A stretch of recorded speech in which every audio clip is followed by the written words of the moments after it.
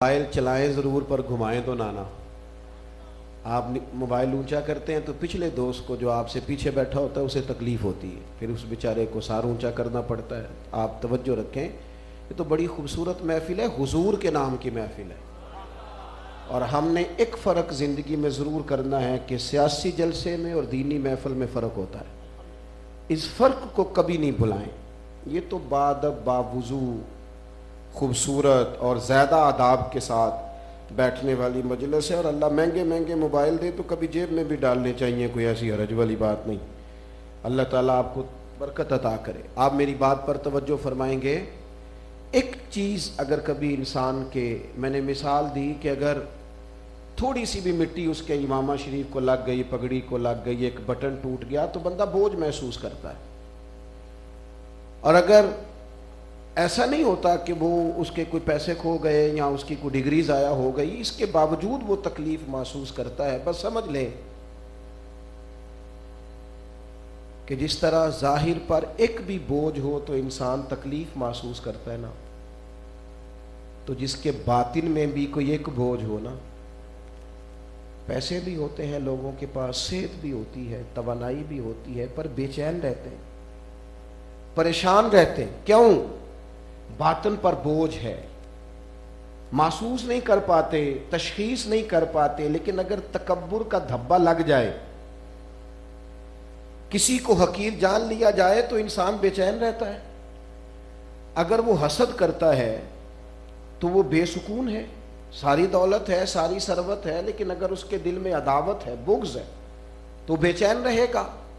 اللہ تعالیٰ نے ہمارے اوپر کرم فرمایا اور ہمیں رسول رحمت عطا فرمائے, اور فرمایا کما ارسلنا فیکم رسولا منکم یتلو علیکم آیاتنا ویزکیکم. فرمایا ہم نے تمہیں میں سے تمہیں ایک رسول دیے ہیں, وہ تم پر ہماری آیتیں پڑھیں گے اور تمہیں پاک فرما دیں گے. تمہارے باطن پر جتنے بوجھ ہوں گے, جتنا میل ہوگا, جتنا زنگ ہوگا, جتنی تکلیف ہوگی, وہ ساری محبوب اتار دیں گے. میرے بھائیوں, یہ جو میلاد ہے نا, میلاد شریف,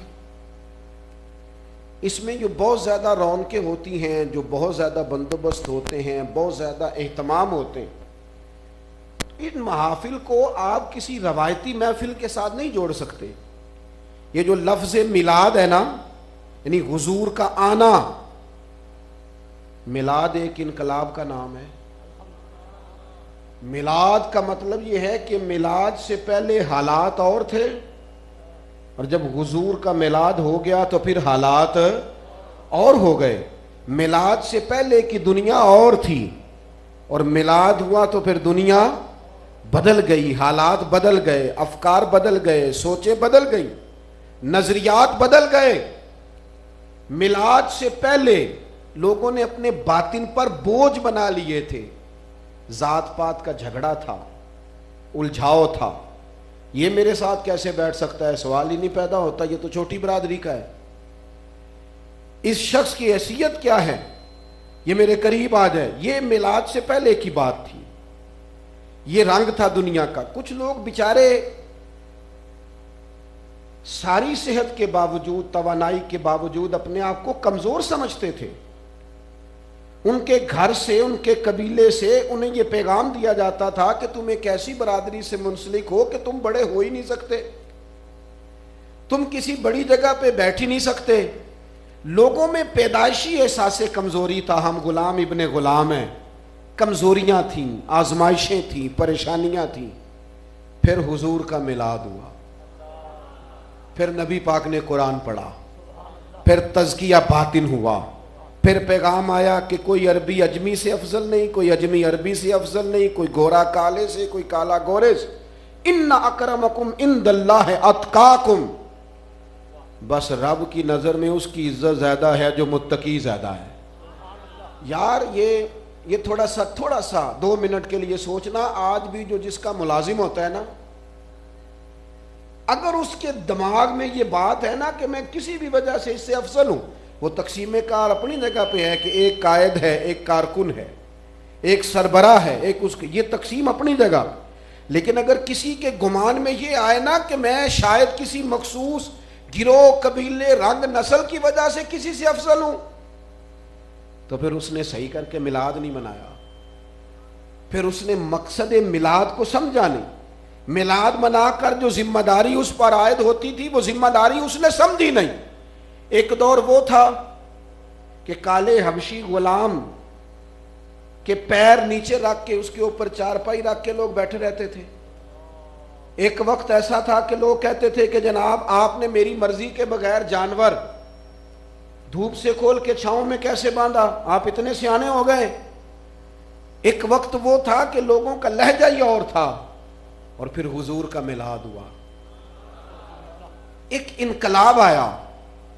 نہ تو سیدنا بلال حبشی نے کوئی ڈگری لے لی تھی، نہ بظاہر کوئی بہت زیادہ دولت ان کے پاس آ گئی تھی، بلال وہی تھے، لیکن اب چونکہ انقلاب آ گیا ہے نا، اب 24 لاکھ مربع میل کے حکمران، اور جن کی زیرک، جن کی سمجھداری، جن کی معاملہ فہمی، جن کو اللہ تعالیٰ نے یہ طاقت عطا فرمائی کہ ان کے فیصلوں کو صحیح رستہ رب کریم نے عطا فرمایا، اور جن کی کہی ہوئی باتوں سے اور کیے ہوئے فیصلوں سے انقلاب آیا، وہ حضرت عمر فاروق، جن کا نام لینے سے کیسر و کسرا اپنے گھروں میں کانپ جاتے ہیں، وہ حضرت عمر فاروق جو کسی کو خاطر میں نہیں لاتے، پر اب میلاد ہو گیا ہے نا، اب حضرت بلال آئے ہیں تو جناب فاروق اعظم اٹھ کے کھڑے ہوئے ہیں، جو کسی دنیا دار کو کچھ نہیں سمجھتے، لیکن ایک حبشی غلام کے لیے اٹھ کے کھڑے ہوئے تو حضرت بلال کی آنکھوں میں آنسو آئے۔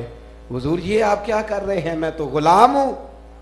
تو حضرت عمر کہنے لگے نہ کر یار، وہ تو پچھلی بات تھی، وہ تو گویا میلاد سے پہلے کی بات تھی، اب تو غلام نہیں ہے، اب تو ہم سب کا سردار ہو گیا ہے، اب تو سرداری ہے تیرے پاس، اب تو امت کی پیشوائی ہے تیرے پاس، اب تو لوگ وفا آپ سے سیکھتے، درد آپ سے سیکھتے ہیں، عشق آپ سے سیکھتے ہیں۔ اب تو بڑے بڑے آزاد پھرنے والے کہتے ہیں کاش سیدنا بلال جیسی غلامی نصیب ہو جائے۔ اب تو میرے بھائی آپ کے مزاج میں اگر ابھی بھی وہ تفریق ہے جو میلاد سے پہلے لوگوں کا ذہن تھا، ابھی بھی آپ اس کمزوری کا شکار ہیں، تو پھر ایک بات اچھی طرح اپنے ذہن میں بٹھا لیں کہ آپ نے مقصد میلاد کو سمجھا۔ اور ایک اور بات بھی، زیادہ وہ شخص برائی نہیں کرتا جو اپنی برادری کو بڑا سمجھتا ہے، زیادہ زیادتی وہ کرتا ہے جو اپنی برادری کو چھوٹا سمجھتا ہے، زیادہ ظلم۔ مجھے ایک بات بتاؤ، ہم جس قبیلے میں پیدا ہوئے ہیں وہ ہماری چاہت ہے کہ ہمارے رب کی مرضی ہے؟ تو جو والد، جو دادا، جو نانا، جو چاچا، جو ماموں اللہ نے میرے لیے پسند کی ہیں، مجھے بھی تو پسند ہونے چاہیے نا۔ یہ تو خالص منشا الہی ہے۔ اپنے آپ کو کمزور سمجھنا، اپنے آپ کو چھوٹا سمجھنا، اپنے آپ کو بلا وجہ احساس کمزوری کا شکار کرنا، یہ بھی تو کوئی اعلیٰ بات نہیں۔ تو میلاد سے پہلے کی بات تھی، جب کوئی بات نہیں کرنے دیتا تھا، بیچ دیتا تھا، لوگ گفتگو نہیں کرنے دیتے تھے، پھر دور بدل گیا، پھر تو اجازت تھی حضرت ابو ذر غفاری کو، پھر تو اجازت تھی حضرت ابو ایوب انصاری کو کہ وہ سیدنا فاروق اعظم کو بھی کھڑا کر کے پوچھ لیتے تھے کہ یہ آپ نے ڈبل کرتا کیسے سلوا لیا، یہ آپ نے کیسے کہا۔ اپنے اندر وہ خودداری پیدا کریں، اپنے مزاج میں وہ قوت پیدا کریں۔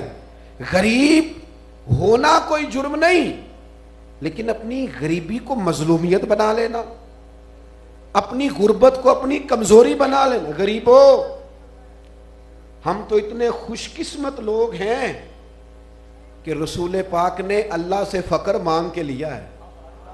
حضور کسی فقر پر مجبور نہیں، لیکن محبوب نے دعا مانگی۔ اللہ کے محبوب علیہ السلام اللہ کی بارگاہ میں عرض کہتے ہیں، اللہ ایک دن کھانا دینا اور ایک وقت کا فاقہ دینا، اور میں چاہتا ہوں جب تو کھانا دے تو میں تیرا شکر ادا کروں، اور جب تو فاقہ دے تو پھر میں تیری بارگاہ میں التجا کروں۔ اپنے مزاج میں کمزوری نہ لائیں، مقصد میلاد کو سمجھیں۔ وہ کوئی اور وقت تھا جب بیٹیوں کی عزت نہیں تھی، کوئی اور وقت تھا جب گھر کی خاتون کا کوئی اکرام نہیں تھا، کوئی اور دور تھا جب لوگ عورت کو پیر کی جوتی سمجھتے تھے معاذ اللہ، پھر حضور کا میلاد ہوا، پھر آپ کو پتہ ہے حضور نے کیا مقام دیا ہے عورت کو؟ اللہ کے محبوب فرماتے ہیں جس نے نکاح کر لیا نا اس نے اپنا ایمان محفوظ کر لیا۔ تجھے پتہ ہے تیرے ایمان کے محفوظ ہونے کا ذریعہ کون بنا ہے؟ تجھے پتہ ہے کس شخصیت کے سبب تیرا ایمان محفوظ ہو رہا ہے؟ اتنا بڑا درجہ خاتون کو، اتنا بڑا مقام، اور بھی بڑی چیزیں ہیں، اور بھی بڑی احادیث ہے، بات ہو سکتی ہے، لیکن یہ ایک روایت میں تو سوچ میں پڑ جاتا ہوں۔ حضور نے فرمایا جس نے نکاح کر لیا اس نے اپنے ایمان کو محفوظ کر لی، خاتون خانہ کو اتنا بڑا مقام دیا۔ اور ایک روایت تو بڑی دل کو ٹھنڈا کرتی، اللہ کرے آپ کی زیادہ توجہ میری بات پہ رہے۔ ایک دن سیدہ عائشہ صدیقہ رضی اللہ تعالیٰ عنہ فرماتی ہیں کریم مجھ سے فرمانے لگے عائشہ ایک بات کروں آپ سے؟ میں نے عرض کی حضور میرے ماں باپ قربان ہو ضرور کریں۔ تو حضور فرمانے لگے عائشہ جب آپ مجھ سے راضی ہوتی ہیں پھر بھی مجھے پتہ چل جاتا ہے، اور جب دل میں کوئی بات ہوتی ہے پھر بھی مجھے پتہ چل جاتا ہے۔ تو جناب عائشہ صدیقہ رضی اللہ تعالیٰ عنہ کہتی میری ساری توجہ حضور کی جانب ہو گئی، اور میں بڑے شوق سے بڑے کیف سے عرض کرنے لگی حضور مجھے میری ماں روئے میں اور آپ سے ناراض۔ تو حضور فرمانے لگے پھر بتاؤں میں؟ یا رسول اللہ فرمائیے۔ تو حضور فرمانے لگے عائشہ آپ کبھی کبھی قسم اٹھاتی ہیں، آپ کا مزاج ہے، آپ کبھی کبھی قسم اٹھاتی ہیں۔ یا رسول اللہ اٹھاتی ہوں۔ فرمایا جب ہوتی ہو نا راضی تو پھر کہتی ہو مجھے محمد مصطفیٰ کے رب کی قسم صلی اللہ تعالی علیہ وسلم، پھر کہتی ہو مجھے رب محمد کی قسم۔ اور فرمایا عائشہ جب آپ کے دل میں کوئی بات ہوتی ہے تو پھر آپ کہتی ہیں مجھے حضرت ابراہیم خلیل کے رب کی قسم، پھر وہ میرا نام آپ قسم میں نہیں لیتی۔ جناب عائشہ صدیقہ فرماتی ہیں لوگوں میں تمہیں بتا نہیں سکتی میرے دل کی کیفیت کیا تھی۔ کہاں عرب کا وہ معاشرہ یا خاتون کے لیے کوئی گنجائش نہیں، کوئی جگہ نہیں، بیچا اور خریدا جا رہا ہے، اور کہاں یہ ماحول کے محبوب لفظوں سے بیان کر رہے کہ آپ کیا سوچتی ہیں، کیا آپ کے دل میں ہے۔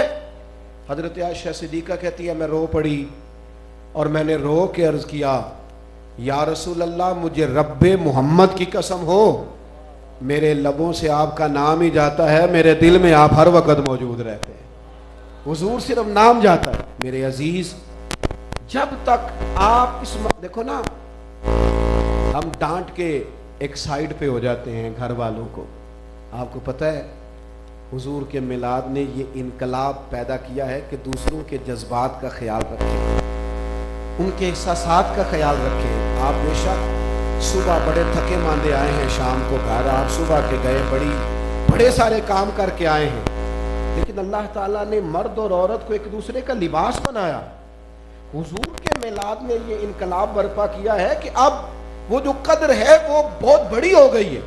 اب آپ کا مزاج یہ ہونا چاہیے کہ خاتون جو بات آپ سے کرے گی وہ کسی اور سے کر سکتی نہیں۔ آپ کے دل میں بڑی گنجائش ہونی چاہیے، باہر کی پریشانیاں باہر چھوڑ کے آئیں، باہر کی تکلیفیں باہر چھوڑ کے آئیں۔ لوگوں کا مزاج تھا، طبیعت تھی، لوگ اپنے ہی بچوں سے پیار نہیں کرتے تھے، ان کی سرداری میں فرق آتا تھا۔ شاید اب آپ میں سے زیادہ لوگوں کو اس بات کا ادراک نہ ہو، لیکن چونکہ ہم میں سے زیادہ تر لوگ دیہاتی ماحول سے تعلق رکھتے ہیں، دیہاتوں میں نا کوئی بندہ اپنا بچہ بھی کبھی اٹھا کے باہر نکل جاتا تھا نا تو والد صاحب کو شرم آتی تھی کہ میں نے بچہ اٹھایا ہوا ہے۔ یہ بعض اوقات مردانگی کے خلاف ہوتا تھا، اور اس کے دوست بھی کہہ دیتے تھے لگتا یوں ہے کہ تو بچے اٹھائے پھر تجھے کھانا ملتا ہے۔ وہ کہتا ہے ذرا ان کو باہر لے جا میں روٹی پکاتی ہوں۔ یہ مزاج ہوتا ہے، یعنی بچوں کو وقت دے، اور میں اتنا مصروف آدمی اور میں اتنا بڑا آدمی اور میرے اوپر اتنی ذمہ داریاں اور اتنا بڑا مجھے انقلاب برپا کرنا ہے اور میں بچوں کو وقت دوں، یہ کیسے ہو سکتا ہے؟ اور بہت سارے لوگ ہیں جن کے بچے اس لیے کمزور رہ گئے کہ ان کے والدین نے صرف انہیں وقت نہیں دیا، پیسہ دیا، لیکن ان کو جس وقت کی ضرورت تھی، جس ٹائم کی ضرورت تھی۔ یہ تو میلاد سے پہلے کی بات تھی، جب لوگ کسی کی پرواہ نہیں کرتے تھے، جب میلاد ہو گیا تو پھر دنیا نے عجیب منظر دیکھا کہ رسول پاک نماز پڑھنے بھی آتے ہیں تو نواسی حضور کی گود میں، سب سے بڑی نواسی جناب سیدہ زینب کی بیٹی حضرت امامہ بنت زینب حضور کی گود میں ہوتی، نماز پڑھنے آتے. اور یہ تو پھر ساری دنیا جانتی ہے نا کہ محبوب سجدے میں جاتے تو حسنین مقدس کندھوں پہ سوار ہو جاتے. نبی پاک ٹائم دیتے، وقت دیتے. میلاد شریف منانے والوں یاد رکھنا، ہمارے ذمے جس طرح بچوں کی تعلیم ہے، جس طرح ہمارے ذمے بچوں کا کھانا ہے، ان کا مکان ہے، اسی طرح ہماری ذمہ داری ہے ان کے عقائد کی حفاظت کرنا. ان کی ذہن کی سطح پر کیا سوالات ابھرتے ہیں انہیں ڈانٹ کے چپ نہ کراؤ، بلکہ ان کے سوال لو، ان کی تسلی کراؤ، ان سے گفتگو کرو. اپنے بچوں کو ڈھیر ساری باتیں خود سکھاؤ، ان کی تربیت کریں، ان کے ساتھ وقت دیں. یہ ہمیں حضور کے میلاد نے سکھایا ہے، یہ میلاد کا تقاضا ہے. ہمیں ان چیزوں کو سمجھنا چاہیے. اور پھر نبی پاک علیہ الصلوۃ والسلام نے میلاد سے ایک اور چیز بھی ہمیں سمجھائی ہے، حضور کی سیرت پاک سے، حیات مبارکہ سے. سارا انقلاب تقریروں سے نہیں آتا، سارا انقلاب اچھی شعر و شاعری سے نہیں آتا، سارا انقلاب آپ کے بہترین جملوں سے نہیں آتا، سارا انقلاب آپ صبح 150 آدمی کو واٹس اپ کر دے ایک اچھی بات تو سارا انقلاب اس سے نہیں آتا. سب سے زیادہ انقلاب انسان کے کردار سے آتا ہے. تقریریں باہر چلتی ہیں، لیکن اگر آپ اپنوں کی تربیت کرنا چاہتے ہیں تو وہاں تقریریں نہیں چلیں گی، وہاں کردار چلے گا. جب تک ہم اپنے کردار میں تبدیلی، مجھے ایک دفعہ ایک دوست نے دعوت دی، اب یہاں سے بھی مجھے کئی سالوں سے پیغام موصول ہو رہے تھے تو میں نے خود اپنے اوپر پابندیاں چند لگا لی ہیں، اس کی وجہ سے میں معذور تھا. لیکن پھر کچھ ایسی باتیں، ایسی چیزیں میرے تک پہنچیں، گزارشات، کہ میں نے کہا یار بس کر دے، اب کتنا کو تو نے انکار کرنا ہے. اپنی حیثیت بھی دیکھنی چاہیے بندے کو. اتنی دفعہ کوئی کہہ دے اور انسان پھر کھڑے کا کھڑا رہ جائے. میں حاضر ہو گیا، ایک جگہ پہ جانے کا موقع ملا تو صاحب کہنے لگے یہ میری 22ویں سالانہ محفل ہے، اور انہوں نے بڑے بڑے علماء کے نام بھی گنوائے، اچھے قراء، اچھے خوبصورت نعت پڑھنے والے لوگوں کے نام، بزم کو سجانے والے، چلانے والے، گفتگو پر اچھا عبور رکھنے والے اسٹیج سیکرٹری حضرات کے نام. بڑی انہوں نے معنی خیز شخصیات کی مجھے لسٹ دی. میں نے اپنے اس خوبصورت دوست سے یہ سوال کیا کان میں، کچھ نماز کا وقت درمیان میں آیا تو ہم نے نماز شروع کی، بیٹھے ہوئے تھے، محفل چل رہا تھی ابھی. میں نے ان سے کہا آپ نماز پڑھتے ہیں؟ اس بندہ 22 سال سے ایک بڑی محفل کو ارینج کر رہا ہے، اس کی اپنی عمر کتنی ہوگی؟ 22 سال تو محفل کراتے ہو گئے. میں نے ان سے کہا کہ یار آپ اتنے علماء، مشائخ، سادات، بزرگ، ناکاں، اتنے لوگ مل کے بھی آپ کو نمازی نہیں بنا سکتے. ایک اتنا بھی انقلاب آپ میں نہیں آیا تو آپ نے اس محفل کو، اس ماحول کو بھلا کیا نام دیا ہوا؟ اس سے جب آپ نے کچھ نہیں پایا تو باقی کیا خیر پائیں گے؟ بعض اوقات کی قبولیت کا وقت ہوتا ہے، اللہ تعالیٰ نے فضل کیا اور اس بندے کی آنکھ میں میں نے 2 آنسو بھی چمکنے دیکھے. کہنے لگا میں وعدہ کرتا ہوں آج کے بعد پڑھا کروں. میرے عزیز یاد رکھنا، اگر ہم اپنی مزاج میں وہ خوبصورتی، مجھے کہہ لینے دیں آج ایک بڑا اجتماع ہے اور اتنے سارے علماء بیٹھے ہیں، فائدہ اٹھا لینے دیں. میلاد تو انقلاب کا نام ہے نا، کہ میلاد شریف سے پہلے غریب کی کوئی باز پرس نہیں کرتا تھا، اس سے کوئی پیار نہیں کرتا تھا، غربا چھپے چھپے رہتے تھے. لیکن میرے نبی پاک نے غریبوں سے محبت اس طرح کی کہ رسول پاک نے اختیاری فقر کو فرمایا. حضور نے فقر، دیکھیں مجبور نہیں معبود، لیکن فقر اختیاری. تو اگر میلاد کی محفل جو خالص اس انقلاب کے لیے برپا ہوئی ہے، اس میں ہم اگر یہ ماحول بنائیں کہ کچھ لوگوں کا لنگر اور ہو، کچھ کا لنگر اور ہو، اس کے لیے دسترخوان اور سجائے جائیں، اور غربا کے حصے میں پھر وہی شاپر میں چاول آئے، تو مجھے بتائیں ہم نے میلاد کا اصل رنگ سمجھا ہے؟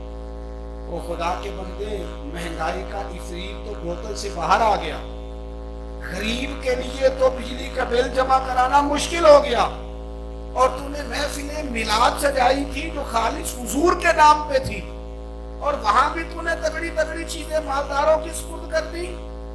کاش میلاد شریف کا لنگر پکاتا، تھوڑا ہی پکاتا، لیکن زیادہ روٹیاں ڈال کے چاول پکاتا، اور غریبوں کو کہتا کہ تمہیں بٹھا کے دسترخوان پہ روٹی دی جائے گی، وہ غریب بھی چاروں بچے ساتھ لے آتا۔ مجھے ایک دفعہ ایک دوست نے کہا تھا لوگ میلاد کرتے ہیں غریب کو نہیں دیتے، میں نے کہا میلاد میں آتے ہی سارے غریب ہیں، امیر تو سیاسی جلسوں میں جاتے ہیں، وہ دوسروں کا جاتے ہیں جب انہوں نے ایم این اے کو دکھانا ہو کہ اتنے بندے تیرے ساتھ ہیں اور میں ان کا نمائندہ ہوں، وہاں تو آتے ہی غریب ہیں، پہلے ہی غریبوں کو میلاد ہے ہی غربا کے لیے، الا ماشاءاللہ۔ وہ خدا کے بندے اگر غربا کو بٹھایا جائے اور حضور کے میلاد پر انہیں بھرپور لنگر کھلایا جائے تو ہو سکتا ہے ماڑے کا بیٹا رو کے اپنے باپ سے پوچھ ہی لے کہ ابا جی اینیاں موٹیاں دے کدے نہیں ساڑھے کار بکیاں۔ آج مجھے لگتا ہے وہ باپ رو ہی پڑے گا کہ پتر آج تو رج کے کھا، آج تینوں کوئی نہیں ڈکن لگا، آج نبی پاک دا میلاد ہے۔ یہ انقلاب جب تک مزاج میں اس ذمہ داری کا احساس جب تک طبیعت میں جاگزی نہیں ہوتا، آپ اس حقیقی مقصد کی طرف نہیں بڑھتے۔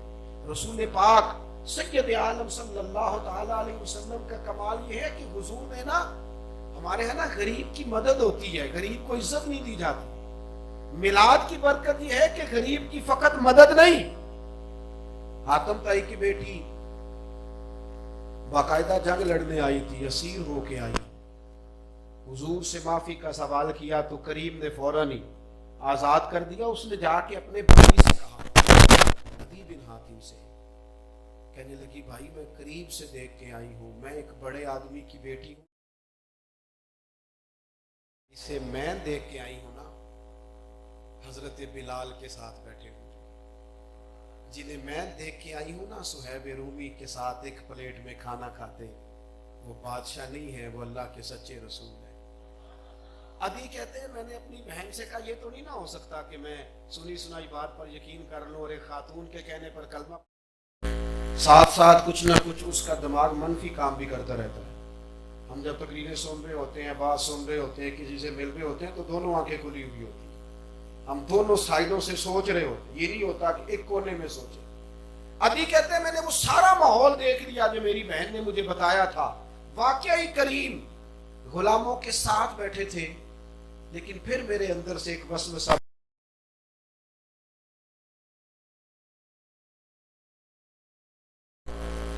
ہو سکتا ہے بہت عالیشان محل ہو۔ عدی کہتے ہیں اتنی بات ہوئی تھی کہ محبوب سے میری ملاقات ہوئی تو کریم تو پھر دلوں کے حال جانتے ہیں نا۔ رسول رحمت علیہ السلام فرمانے لگے آپ سے یہاں بات نہیں کرنی، چلے میں آپ کو گھر لے چلتا ہوں۔ خیال آیا مسلمان نیک و بد پہچان جاتے ہیں، محمد آدمی کے دل کی باتیں جان جاتے ہیں صلی اللہ تعالی علیہ وسلم۔ کریم نے فرمایا چلو گھر لے چلتے ہیں۔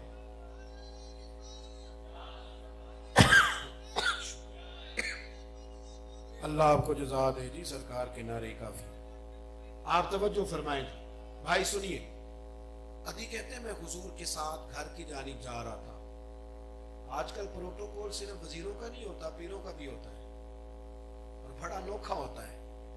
اور وہ ہم ایک جگہ پہ پہنچے تو سڑک سنگل تھی، تو وہاں کو انہوں نے کچھ 100-150 موٹر سائیکل جمع کی ہوئی تھی، تو میں انہوں نے آگے ایک آدھے لیے آئے ہو کہ اسی تم لے کے جانا ہے، میں کہ میں تے کلے بندے نہ بھی ٹور جانا سی، لیکن جو دونوں طرف سے آپ روڈ روک دیں گے تو ہو سکتا ہے میں تو ویس کوٹ سیدھی کروں، اندر بیٹھا کے دیکھا میری کتنی شان ہے، اور ہمارے پاس بہانے بھی ہیں، ہم اپنے لفظوں میں بھی تشریح کر لیتے ہیں، دیکھو دین کی کتنی برکتیں کہہ لیتے ہیں، ہم ہو جاتا ہے، اپنے آپ کو تسلی دے لیتے ہیں۔ لیکن میں نے کہا جس غریب کو 20 منٹ سائڈ پہ گاڑی لگانی پڑے گی نا، وہ جیسے ہی مجھے گاڑی میں دیکھے گا نا، وہ کہے گا دیکھو کہن دے کچھ نہیں، کر دے کچھ نہیں، یہ دیکھو یہ پیر صاحب جا رہے ہیں، یہ دیکھو حالت، لوگوں کو سائڈ پہ لگا دیا، رستہ بند کر دیا۔ یہ معیار نہیں. پروٹوکول تو ایک تکلیف کا نام ہے.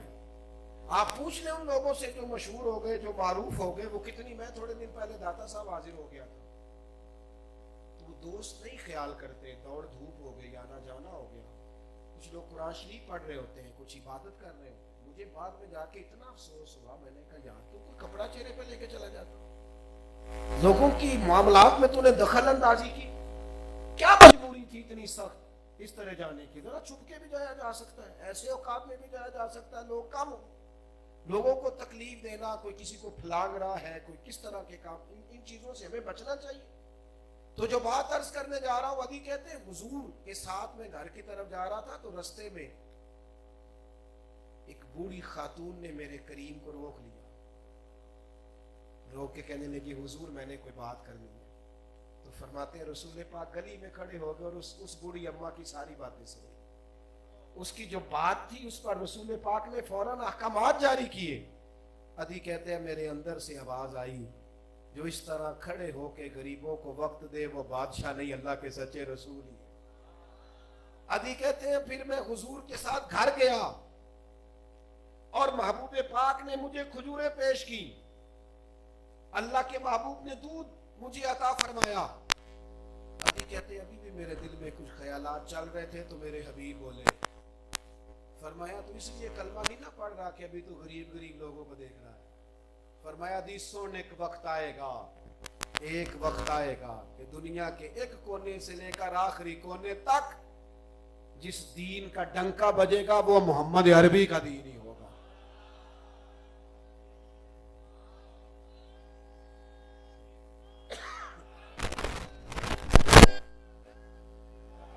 اللہ کے محبوب صلی اللہ تعالی علیہ وسلم نے نا انقلابی سوچ, میلاد ایک انقلاب کا نام, آپ کے اندر تبدیلی آ جائے, آپ اپنا کردار بطور دلیل کے پیش کریں. فقد لبثت فیکم عمرا من قبلہ افلا تعقلون. قرآن مجید میں اللہ فرماتا ہے محبوب یہ جو آپ سے آپ کے اپنے دلیل پوچھتے ہیں نا, قریبی قریش, ان سے فرمائیے میں نے تمہارے بیچ عمر گزاری ہے, تمہیں عقل نہیں؟ اپنے کردار کو, اپنی زندگی کو محبوب نے اپنی نبوت کی دلیل کے طور پر بیان کرا. فرمایا تمہارے بیچ وقت گزارا ہے, میرے جیسا کوئی سچا ہے تو دکھاؤ, میرے جیسا کوئی دیانتدار ہے تو دکھاؤ. میرے دوستوں وہ خاص انقلاب یہ ہماری ذمہ داری ہے.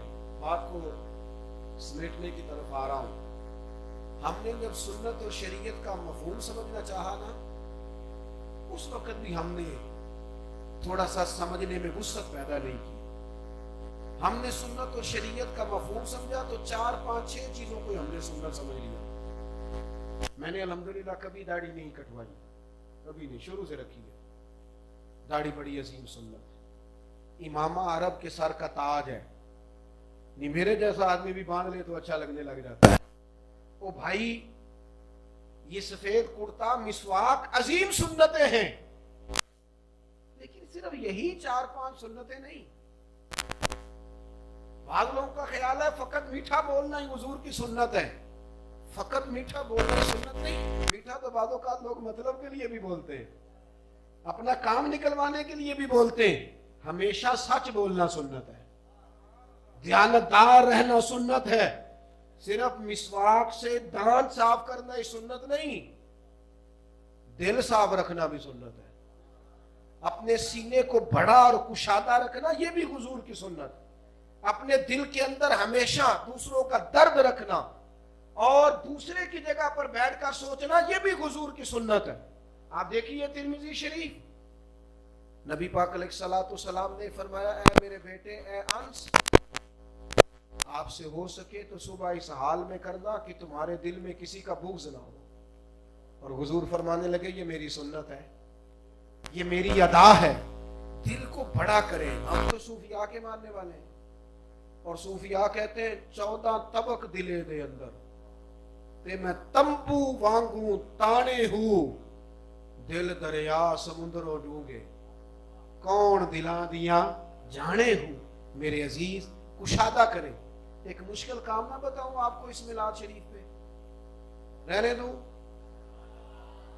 اور جمہوری ملک ہے نا اس لیے پوچھ کے چلنا پڑتا ہے. یہ کام ملک جمہوری ہے نا، لیکن ملک جمہوری ہے، نیکیاں جمہوری نہیں ہوتی کہ سارے کریں گے تو پھر ہم نے کرنی ہے، نیکیوں کو جمہوری نہ سمجھ لینا بھائی۔ ایک مشکل کام آپ کو بتاتا ہوں، میں نے عرض کیا نا دل کشادہ رکھنا بھی سنت ہے۔ میلاد اس طرح بھی نہ منائیں اس سال کہ جس رشتہ دار سے ہم صرف ذاتی معاملات کی وجہ سے ناراض ہیں، کوئی شرعی مسئلہ نہیں، ایسا نہ کریں کہ 12 ربیع الاول سے پہلے اس کے گھر چلے جائیں، ایسا نہ کریں کہ اسے فون کریں 11-12 کی رات اور وہ کہ جناب کمال کر دی تو کدھر آ گیا، تو اسے کہو یار خوشی بڑی ہے، میرے محبوب کا میلاد ہے، تو میرے دل میں خود بخود تیرے لیے گنجائش پیدا ہو گئی ہے، نرمی پیدا ہو گئی، میں آ گیا ہوں۔ یہ والا میلاد بھی منا کے دیکھو نا بھلا، دل بڑا رکھنا بھی تو حضور کی سنت ہے نا، طبیعت کو کشادہ رکھنا بھی تو حضور کی سنت ہے نا۔ کچھ لوگوں کو معاف بھی نہ کر دیں اس میلاد کے موقع پر، ہاں کسی کے عقیدے میں مسئلہ ہے، شرعی معاملہ وہ بات الگ ہے، لیکن وہ جو چیزیں ہم نے بلا وجہ سے اپنی طبیعت میں پیدا کر لی، وہ جو سوچیں گروہی ہو گئی ہیں، حق پرستی کی بجائے جو گروہ پرستی کا مزاج پنپ رہا، دل کشادہ نہ کر لیں، درگزرنا شروع کر دیں، وہ حضور کی ادا یاد نہ کریں کہ جب محبوب فتح مکہ کے دن اونٹنی پہ بیٹھے تھے اور وہ سارے چہرے حضور کے سامنے تھے جو پریشان کرتے تھے، تو کریم نے فرمایا تھا جاؤ ہم نے بات ہی کوئی نہیں کرنی۔ یا رسول اللہ کیا سلوک ہونے لگا ہے؟ فرمایا وہی جو جناب یوسف نے اپنے بھائیوں کے ساتھ کیا۔ بھائی جو کچھ گنجائش پیدا نہ کر لیں اپنے دلوں میں، اپنی طبیعت میں بردباری نہ پیدا کریں، تحمل نہ پیدا کریں، ٹھہراؤ نہ پیدا کریں۔ آپ کو پتہ ہے نبی پاک علیہ الصلوۃ والسلام نے لوگوں پر اعتماد فرمایا ہے، حضور نے اپنے غلاموں کا اعتماد اتنا بڑھایا ہے کہ محبوب نے اپنی نگرانی میں لشکر روانہ کیے، حضور نے اپنی حیات مبارکہ میں جناب صدیق اکبر کو مسلح پہ کھڑا فرمایا، اپنی ظاہری حیات میں محبوب نے اعتماد بڑھایا، لوگوں کے ذمہ کام لگائے، ڈیوٹیاں تقسیم کی۔ میرے ملک کا سب سے بڑا مسئلہ پتہ کیا بن گیا ہے؟ غربت بھی بڑا مسئلہ ہے، لیکن میرے وطن کا سب سے بڑا مسئلہ بد اعتمادی ہے، منفی سوچ ہے، ہمارا ایک دوسرے پر بالکل اعتماد نہیں۔ کچھ دن پہلے ایک دوست آئے تھے تو مجھ سے کہنے لگے کہ علماء کے بارے میں بعض لوگوں کی رائے ٹھیک نہیں رہی، تو میں ہنس پڑا، تو کہنے لگے آپ تو مسکرا رہے ہیں، میرا خیال تھا پریشان ہوں گے۔ تو میں نے ان سے پوچھا یہ بتائیں پولیس والوں کے بارے میں لوگوں کی رائے ٹھیک ہے؟ وکلاء کے بارے میں ہاں نہ تو کرے، تو سیاستدانوں کے بارے میں، تو میں نے کہا یہ تو ہمارا سب کا ماحول ہے، ہم بھی صرف جس شعبے میں ہوتے ہیں ہم صرف اسی کے حقوق مانگ رہے ہوتے ہیں، باقی تو کسی کا خیال ہی نہیں ہوتا۔ اس مزاج کو بدلے، ایک دوسرے کی قدر کرنا شروع کریں۔ رسول کریم نے قدر کی ہے لوگوں کی۔ یہ ایک بندہ جو مائک چلاتا ہے نا، یہ اگر آپ کو میسر نہ آئے تو جلسے میں آپ نے اتنا خرچ کیا ہے، اگر یہ شخص بھی موجود نہ ہو تو ماحول نہیں چلتا۔ کیوں نہیں ہم ایک دوسرے کی ضرورت کو محسوس کرتے؟ کیوں نہیں ایک دوسرے پر اعتماد کرتے؟ کیوں ہمارے ذوق میں وہ چیزیں پیدا نہیں ہوتی جن چیزوں سے انسان ایک دوسرے سے پیار کرتا ہے؟ اپنوں پر اعتماد کریں، اپنوں کے لیے گنجائش، کمزوریاں ہیں، غلطیاں ہیں، لیکن میرے بھائی اتنے پریشان ہونے کی ضرورت نہیں۔ یہ داتا علی اجمیری کا وطن ہے، یہ بابا فرید کا وطن ہے، یہ حضرت محدث اعظم پاکستان کی دھرتی ہے، یہ تو بڑے بڑے مشائخ کا وطن ہے۔ آپ اتنی جلدی پریشان نہ ہو، اپنی طبیعت کے اندر اپنی مزاج میں گنجائش پیدا کریں۔ آپ اتنی بڑی تعداد میں یہاں جمع ہیں، میں درد سے آپ کی خدمت میں عرض کروں گا، دن میں صرف ایک بار ایک دوسرے کے لیے سوچنا شروع کریں۔ دن میں آپ کو پتہ ہے حضور جو غاروں میں جا کے روتے تھے اور جو منڈیوں میں جا کے تبلیغ کرتے تھے اور دروازوں پہ دستک دیتے تھے، تو محبوب کو فکر تھی، احساس تھی کہ رب کے بندے کہیں جہنم میں نہ چلے جائیں۔ حضور اس کے لیے بے چین رہتے تھے، بے قرار رہتے تھے۔ ہم ایک دوسرے کے لیے بے چین کیوں نہیں رہتے؟ ہمارے دلوں میں گنجائش کیوں نہیں پیدا ہوتی؟ ہم نے چھوٹی چھوٹی بدگمانیاں پیدا کر کے اپنے دلوں کو ایک دوسروں کے لیے سخت کر لیا۔ اس میں نرمی لائیں، گنجائش لائیں، بردباری پیدا کریں، میلاد کے حقیقی مفہوم کو سمجھیں۔ اور آخری گزارش آپ سے یہ ہے، میاں میں بڑے جلسوں میں جاتے ہو، بڑے جلوسوں میں جاتے ہو، میرے محبوب کے جلوس میں جب جانا نا 12 ربیع الاول کو، تو ذرا خوبصورت سا وضو کر کے، ذرا سونی سی خوشبو لگا کے، بچہ چھوٹا ہو تو کندھے پہ بٹھا کے، اور یہ آپ اس چکر سے نکل آئے کہ اس جماعت، کون سی جماعت جلوس نکال رہی ہے، کون نکل رہا ہے، کیسے نکل رہا ہے، بس ہے نا خوش عقیدہ اور حضور کا نام لے کے نکل رہا ہے نا، تو بس پورے ذوق سے، پورے خلوص سے. میری نظر میں اس محفل کا سب سے بڑا مہمان خصوصی وہ ہے جو سب سے پیچھے، سب سے بڑا مہمان خصوصی وہ ہے جو تکلیف میں بیٹھا ہے، جگہ نہیں ملی. تو مجھے پتا ہے کیمرے میں تو نہیں دیکھا، میں نے بھی شاید نہ دیکھا ہو، ویڈیو شاید نہ بنے، اور اللہ بھی اسے دیکھ رہا ہے اور رسول رحمت بھی دیکھ رہا ہے. ان کی نظر میں آنے کے لیے آپ پورے خلوص سے، پورے ذوق سے، پورے چاؤ سے، پورے درد سے آپ میلاد شریف کی تمام محافل میں حاضر ہوں. اپنے لب و لہجے میں خاص تبدیلی لانے کی کوشش کریں. دعا کرتا ہوں اللہ تعالیٰ ان احباب کو بہترین صلہ عطا فرمائے. اور ایک گزارش یہ ہے کہ محفل حضور کے نام کی ہے، لوگ تو آتے جاتے رہتے ہیں، ہم شخصیات کے نہیں نظریات کے قائل ہیں. بڑی دفعہ کہہ چکا ہوں، اس سے پہلے بھی تو بڑے لوگ محفل میں آئے نا. تو آپ اطمینان سے بیٹھیں، جب تک دعائے خیر نہیں ہو جاتی آپ اس محفل میں ضرور شریک رہیں. اللہ تعالیٰ میری آپ کی حاضری کو آمین.